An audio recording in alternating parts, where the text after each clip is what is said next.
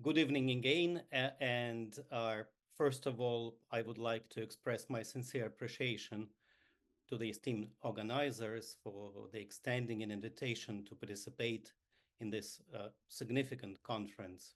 Regrettably, circumstances beyond my control prevent me from attending in person. And also express my gratitude to the previous speakers for their insightful presentations. While I would have appreciated the opportunity to present a comprehensive historical analysis encompassing various religious groups in Russia, including all believers, Catholics, Protestants, Muslims, I must regretfully limit my focus to Orthodox Christians, and particularly within the context of the last 30, 40 years. As in many other countries and societies worldwide, the intricate connection between faith and the nation in Russia has been the subject of scholarly inquiry and philosophical contemplation for over a century, particularly since the end of the 19th century. And there are two main observations that I would like to do in this context. Firstly, it was during this period that the influential slogan, "Русский значит православный," which means to be Russian is to be Orthodox Christian, began to emerge, emphasizing the strong connection between Russian identity and the Orthodox faith. And here I'd like to draw from the insights shared in the previous presentation. In Russia, a parallel narrative emerged in the 21st century, in the early 21st century, kind of 25, maybe 30 years ago, the notion that Orthodoxy is rooted in the DNA of Russians. I was so glad to hear that we're not alone kind of thinking that way. While some may view this as fun, others embrace it kind of wholeheartedly, regardless of individual perspectives. This narrative still holds significance within Russian society. Secondly, and I'm returning to my main point, after the Bolshevik Revolution of 1917, the Christian faith was replaced by official atheism. And this new belief system, characterized by its own eschatology and a total justification of violence.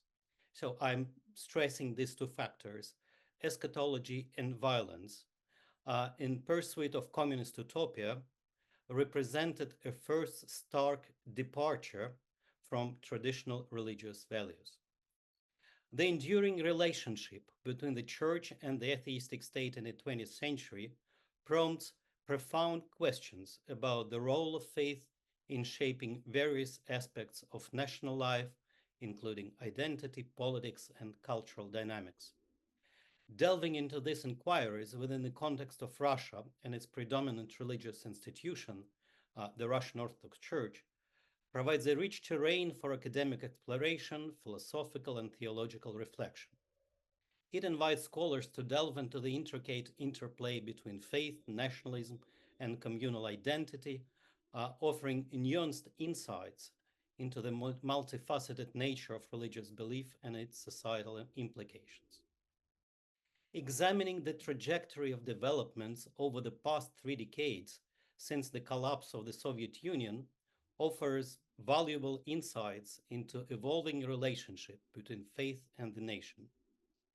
Initially characterized by a phase of democratic transition, that was 1990s, this era was followed by a neo-imperial phase where the church pretended to assume considerable influence in shaping societal norms and political narratives. Amidst this period of transition and transformation, a notable phenomenon emerged in religious belief. I prefer to call this phenomenon post-Soviet civil religion.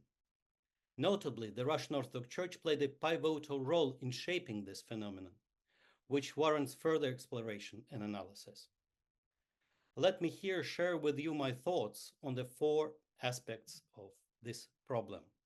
First, historical perspective within the post-Soviet crisis of national identity and the role of the church in the attempts to heal the wounds of the totalitarian past and form the vision for the future. Second, theological perspective on the role of Russia in the contemporary world as it claims to be a defender of traditional, in other words, Christian values, and a fighter on the side of light and good. Third, political perspective. Um, how it all could be instrumentalized in the context of Putin's neo-imperial state and authoritarian rule of Patriarch Kirill within the Russian Orthodox Church. And the fourth perspective is kind of alternative. It's about alternative Christian culture, the only area that was not and is not controlled by the official church.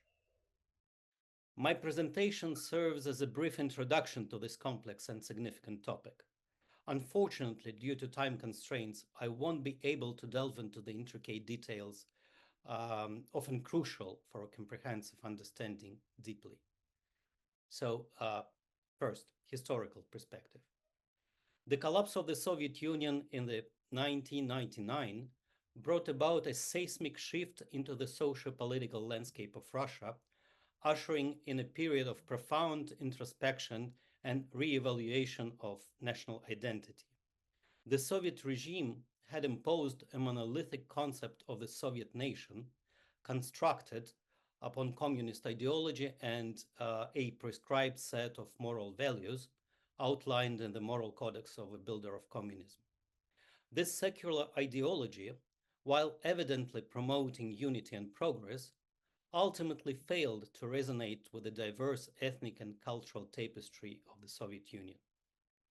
Following the collapse of the Soviet state in 1991, Russia found itself grappling with the remnants of the artificial construct, as well as the legacy of the state-sponsored atheism and persecution. Amidst this backdrop of ideological upheaval and societal disorientation, the Orthodox Church emerged as a potent symbol of continuity and resilience.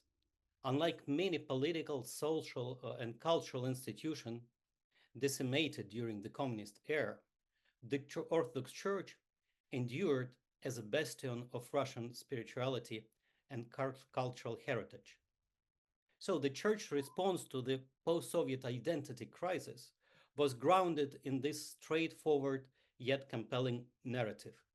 It positioned itself as a sole custodian of Russia's historical legacy and unique spirituality.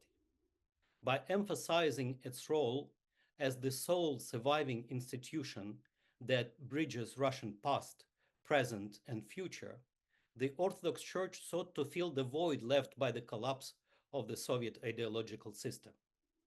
This narrative resonated deeply with many Russians, who viewed the Church as a beacon of stability and continuity in a time of profound uncertainty. However, the Church assertion of its role in the post-Soviet society has not been without controversy.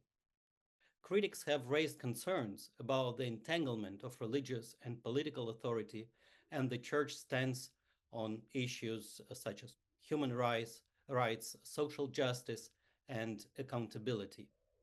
Nevertheless, the Church influence remains pervasive in Russian society, shaping not only religious practice, but also cultural norms and finally, national identity. The challenge became apparent when we observed that the church narrative predominantly leaned on historical accounts rather than theological principles, drawing upon a broad interpretation of events spanning a significant historical timeline. In essence, the church constructed its own historical mythology, which by early 2000s was propagated as the bedrock for the new Russian identity. Well, and of course, that was the mythology are directly linked to Russian Empire. Amidst the growing nostalgia for Soviet era within this Russian society, the church did something unimaginable.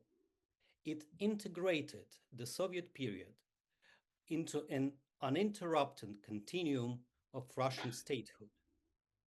This maneuver signaled a significant shift, illustrating how the Russian church was embarked on a risky journey of fashioning the new civil religion tailored to serve the geopolitical ambitions of Putin's Russia.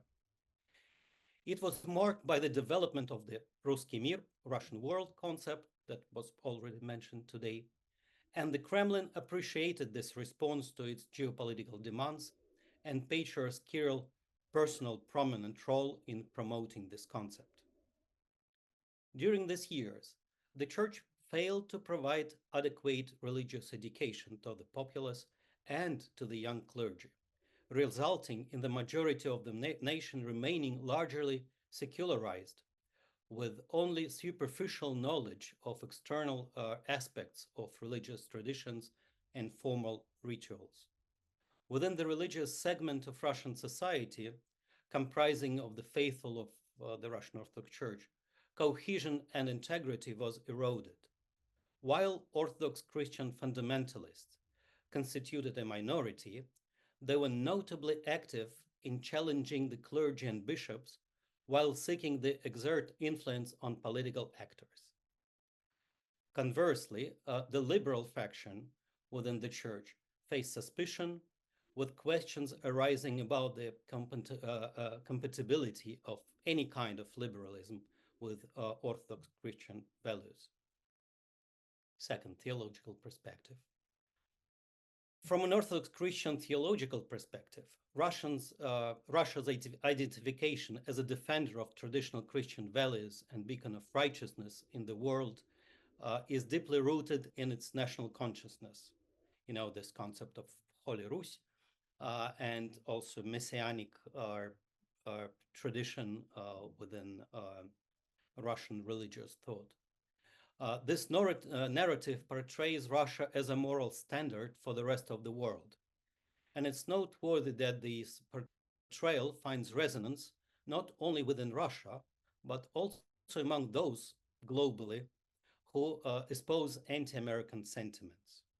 So this idea could be sold not only inside Russia, not only to the Orthodox or people worldwide, but also in other religions like Catholic or Protestant and even secular contexts, if this kind of among the groups that are clearly with clearly anti-American stance. Regrettably, theological discourse in contemporary Russia often lacks the depth and rigor necessary for meaningful theological inquiry. Instead, prevailing anti-liberal ideologies usually influence theological studies, resulting in a narrow and politically motivated interpretation of Orthodox doctrine. This ideological lens limits the scope of theological exploration and undermines the integrity of theological discourse. One central theological perspective that emerges within Russian Orthodoxy is eschatology, or the study of the end of times. However, this eschatological framework is often distorted, departing from the authentic teachings of the gospel, rather than emphasizing the hopeful anticipation of Christ's imminent return. Russian theological narratives usually portray eschatology as an endless struggle against threats posed by the West civilization, or even a battle with forces of darkness concentrated in the collective West, as Russian propaganda would frame it. In this context, eschatology becomes a tool for ideological warfare, articulating the struggle between good and evil in clear geopolitical terms. Western liberalism is depicted as the embodiment of moral decay and spiritual darkness, while Russia, Holy Rus, takes the role of a righteous defender of traditional values. This distorted eschatological approach transmits a call for constant spiritual warfare, fueling hostility and division, rather than fostering genuine theological inquiry and spiritual growth. Ultimately, the conflation of theological doctrine with political ideology in contemporary Russian Orthodoxy underscores the need for a return to the authentic teachings of the gospel. Russia can only fulfill its potential as beacon of spirituality and moral integrity by reclaiming the theological richness and depth of Orthodox Christian tradition. My third point, political perspective. 25 years ago, the institutional church in Russia decided to forge a close alliance with the state, which proved remarkably successful in consolidating power and influence. However, the politicization of religion and national identity became increasingly evident by the end of our coinciding with Russia's resurgence as a global power and the ascension of Kirill Gundyaev to the position of the Patriarch of Russia. That was in 2009. This alignment of church and state interests served as a catalyst for the instrumentalization and later weaponization of religion as a tool for advancing Russia's neo-imperial ambitions.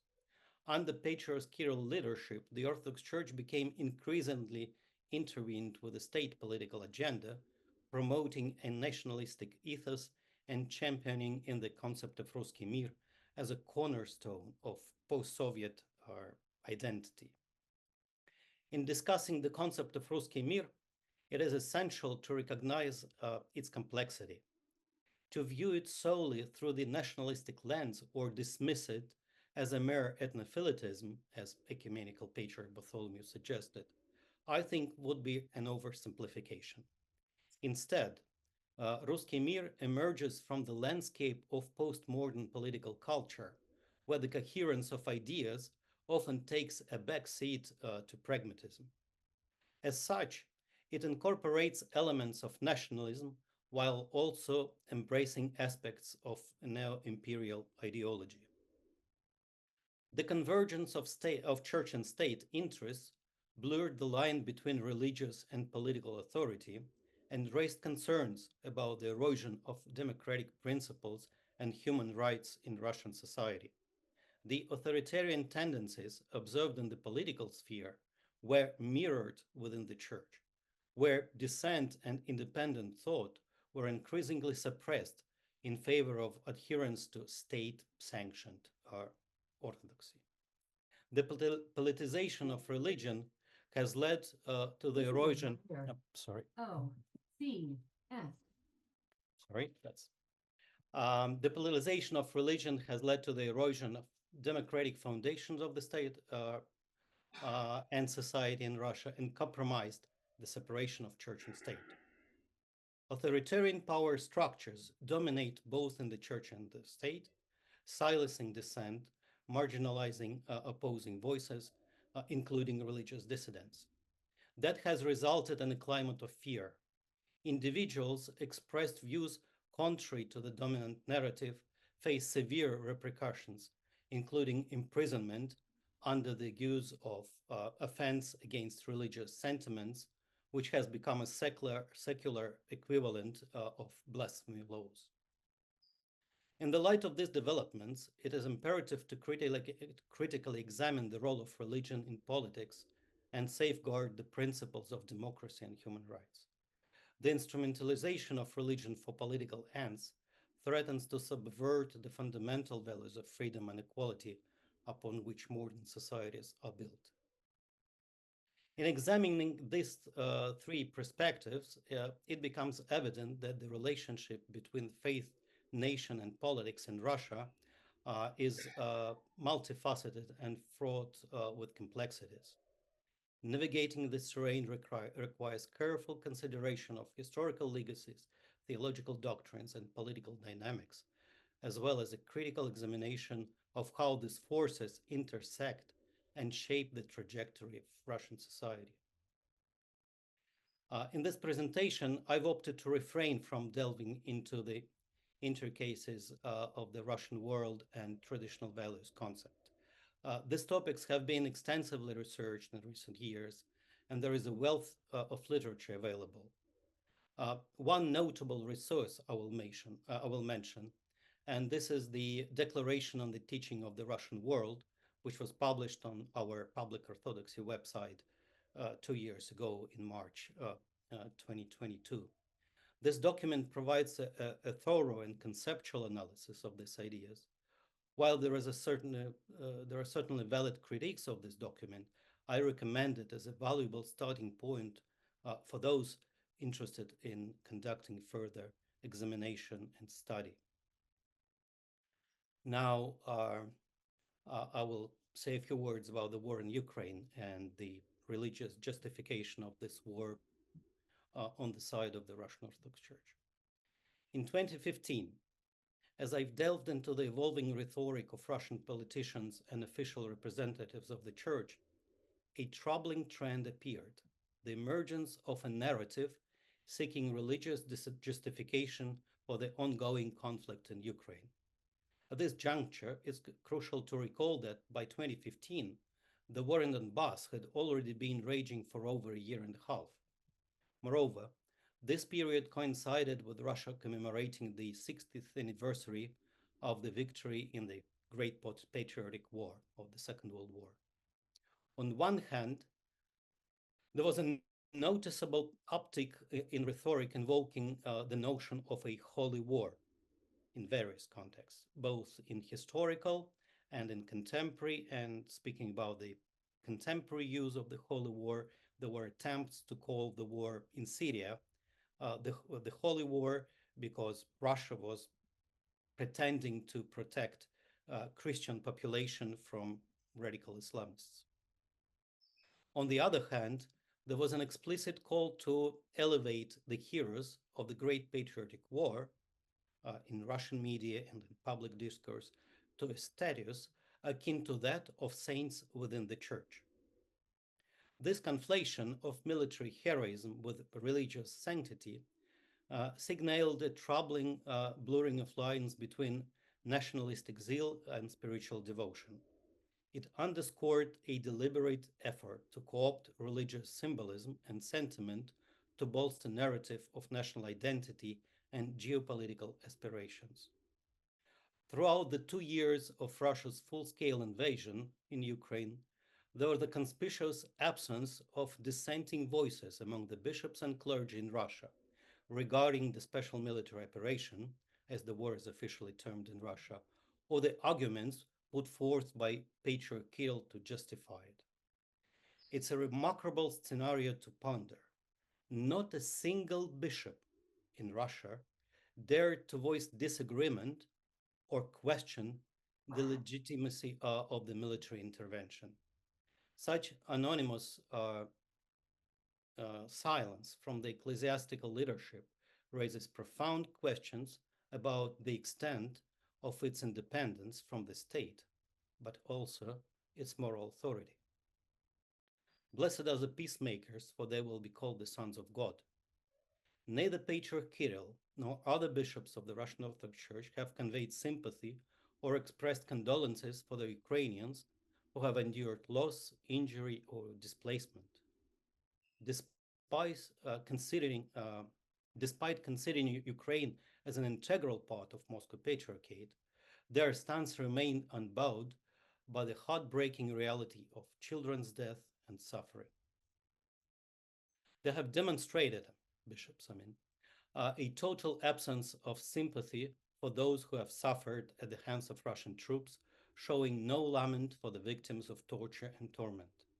Moreover, on multiple occasions, they have actively promoted the participation of young men from Russia in this unjust war, offering them pastoral care and support. Instead of acknowledging the human cost of the conflict, they persistently assert that Russia is embroiled in a metaphysical battle or metaphysical warfare, delusionally placing themselves on the side of light against the forces of darkness. And here I will quote from our open letter, which Father Manfred mentioned in his introduction. This lack of single good words speaks of the deep spiritual and moral fall of Russian Orthodox Church and its leaders. Patriarch Kirill himself has for many years neglected his pastoral duty concerning his flock in Ukraine while belittling their dignity and supporting a deep division within Ukrainian Orthodoxy. He has closed his eyes to political repressions and multiple violations of civic freedoms and human rights in Russia, and has justified these violations by his silence.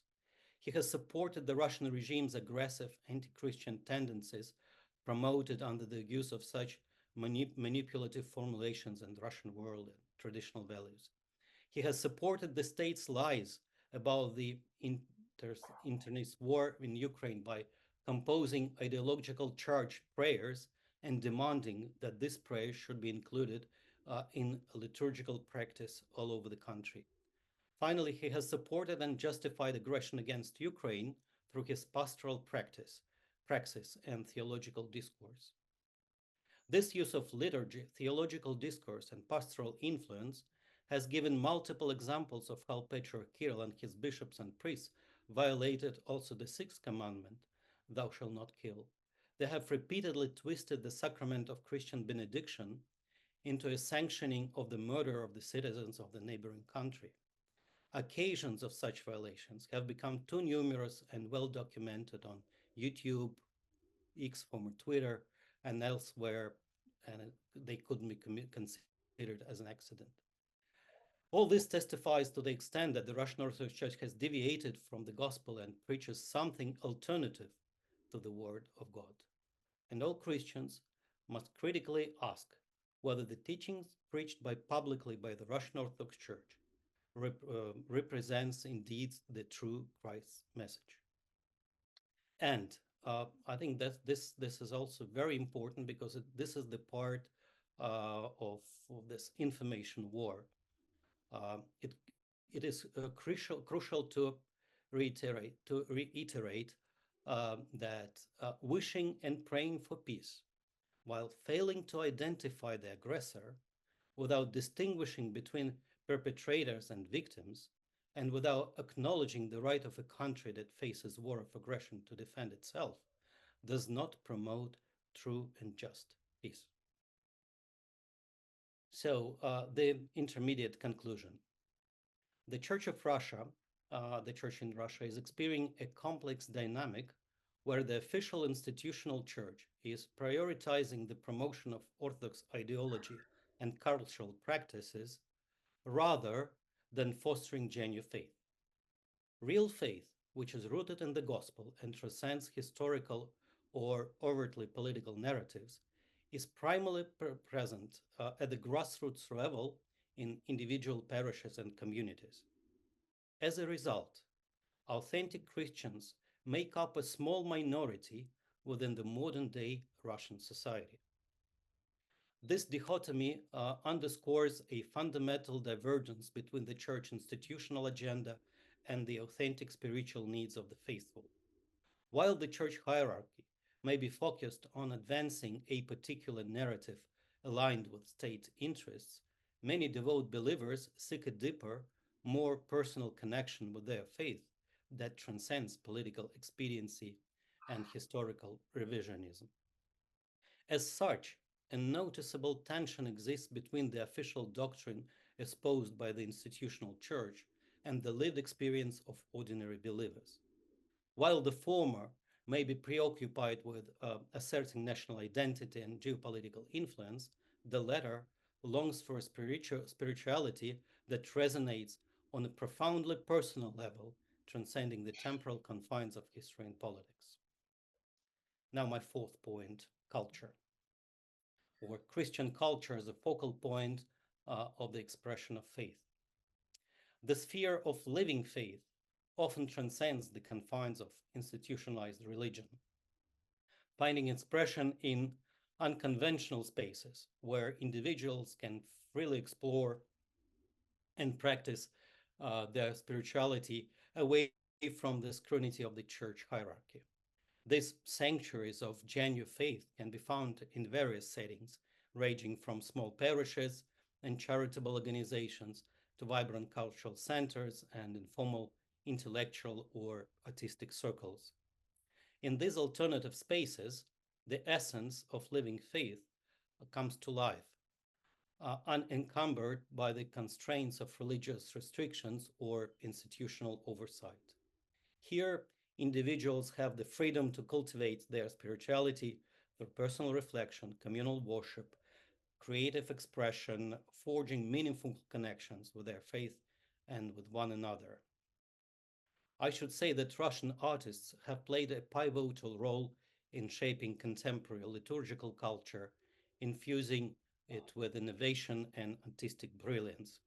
From visionary architects, masterful icon painters, designers, calligraphers, to writers, composers, and even rock musicians, these creative minds have enriched the spiritual landscape with their inspired creations, breathing new life into ancient traditions. Moreover, contemporary Russian literature and cinema have emerged as powerful medium for conveying Christian thought and values in compelling cultural forms. Such renowned authors like Lyudmila Ulitskaya and Evgeny Vodolaskin, their books are translated into many languages, have crafted literally masterpieces that explore the themes of faith, redemption, and moral consciousness with depth and nuance, resonating deeply with the readers worldwide. Similarly, groundbreaking films such as Island and Horde offer profound insights into complexities of spiritual experience and the quest for transcendence in a rapidly changing world. And even in animations, in animation, work like Extraordinary Journey of Serafima captivate audience with their poignant portrayal of Christian virtues and timeless truths adopted for our teenagers and kind of young audience. These diverse cultural expressions serve as vibrant testimonies to the enduring relevance of the Christian faith in contemporary society, offering hope, inspiration to believers and seekers alike. Through their creative endeavors, Russian artists continue to enrich the tapestry of human experience with the timeless wisdom of the gospel, illuminating the path to spiritual enlightenment and cultural renewal.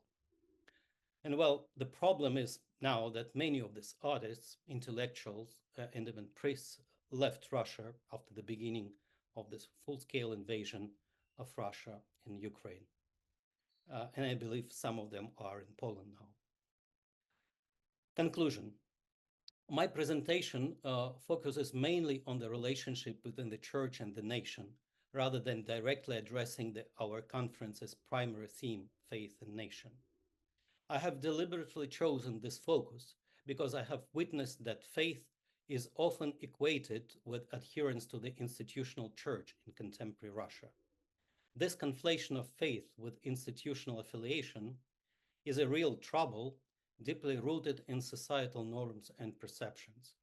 In the post-Soviet era, Russian Orthodox Church assumed a central role in shaping national identity and cultural narratives, effectively monopolizing the discourse on faith within the public sphere.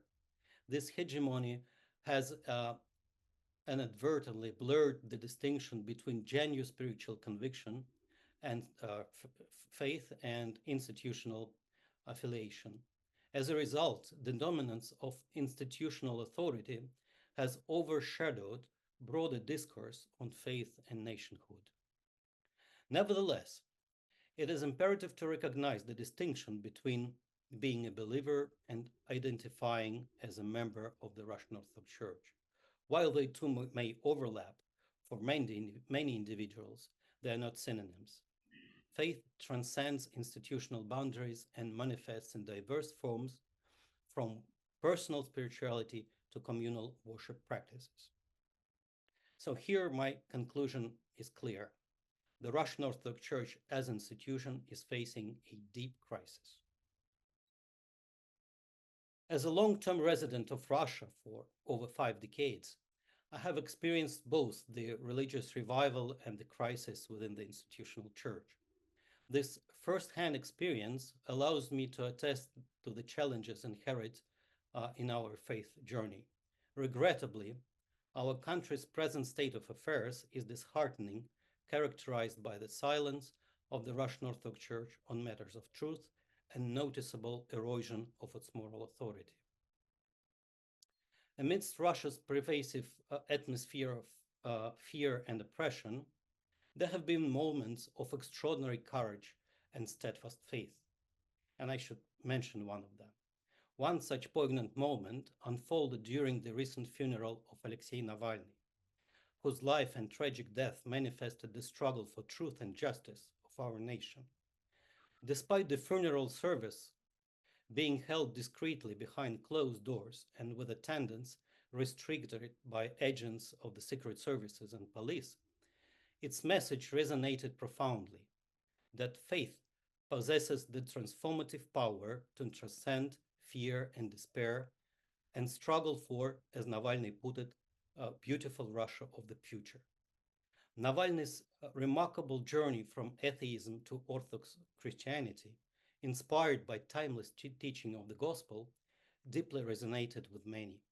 His imprisonment and subsequent murder, widely perceived as an act of martyrdom, have kindled a profound sense of introspection and solidarity with Russia, among Russian people, challenging the monopoly of the institutional church over Russian Orthodoxy as a whole. It is uncertain whether Navalny will be officially canonized, but nevertheless, his life serves as a symbol of hope and faith, reminding us of a deep authenticity ingrained in Russian spirituality. His example inspires many to pray and trust that God's hand is at work even when things are uncertain.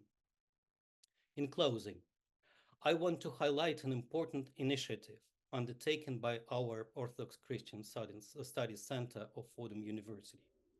We released an open letter just days before marking the second anniversary of Russia's invasion, and it garnered significant support from scholars, theologians, clergy, lay people from 25 countries.